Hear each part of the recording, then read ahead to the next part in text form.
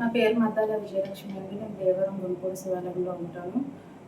నాకు పవన్ కళ్యాణ్ గారు పార్టీ మీద ఆయన చాలా అభిమానం ఉంది.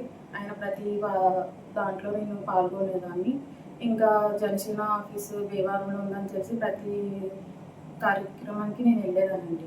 వెళ్ళిన తర్వాత అక్కడ గోనా జయప్రకాష్ నాయుడు అనే ఆయనతో నాకు కొంచెం పరిచయం ఏర్పడిన తర్వాత ఇంకా అలా నన్ను లవ్ చేస్తాను, పెళ్లి చేసుకుంటాను అంటే ఇష్టం అయ్యని చెప్తే నేను మిమ్మల్ని చేసుకోలేనండి, మీకు నాకు సెట్ అవ్వదని చెప్పి మా ఇంటికి వెళ్ళిపోయాను.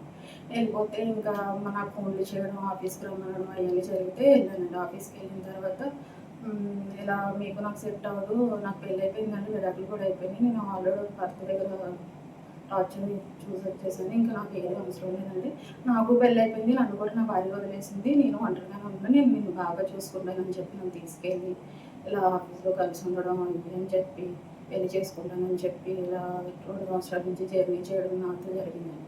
జరిగిన తర్వాత ఇంకా నేను ఇల్లు కొనుక్కోవాలనుకుంటున్నాను. అలాగే ఇలా మా అమ్మగారికి హార్ట్ ప్రాబ్లం ఉందంటే నేను తీసుకెళ్ళి కార్యకర్తలతో ఎవరితోనో మాట్లాడి నేను చేపిస్తాను, మీ అమ్మగారి గురించి నువ్వు టెన్షన్ తీసుకోవాలంటే సరే అండి తీసుకోవాలని చెప్పేసిన తర్వాత ఇంకా ఇల్లు కొనుక్కుందాం అనుకుంటున్నాను, నీ దగ్గర డబ్బులు ఎంత ఉన్నాయని నన్ను అడిగాడండి. అడిగితే నేను నా దగ్గర 10 లక్షలు ఉన్నాయి, బంగారం కూడా ఉన్నదని చెప్పాను.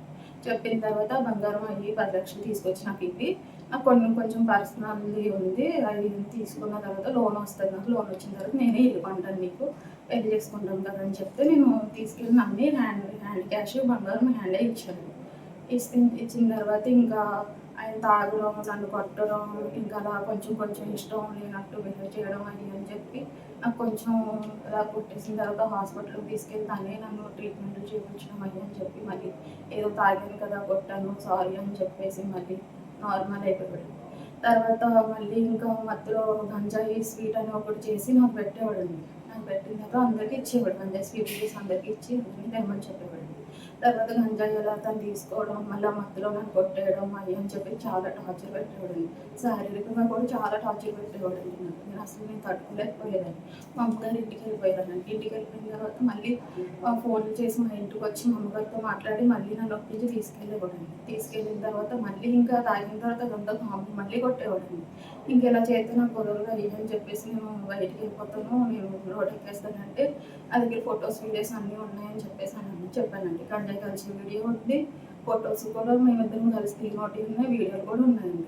ఉంటే ఇంకా అవి బయట పెట్టేస్తానని చెప్పేసి నన్ను ఆ రోజు కొట్టేసి వాటర్లో పడేసాడండి. వాటర్లో ఫోన్ పడేసి 1 నైట్ అంతా అలాగే ఉంచేసాడు. ఉంచిన తర్వాత తెల్లారిపోతే నన్ను హాస్పిటల్కి పంపించి ఇంటికి పంపించేశాడండి.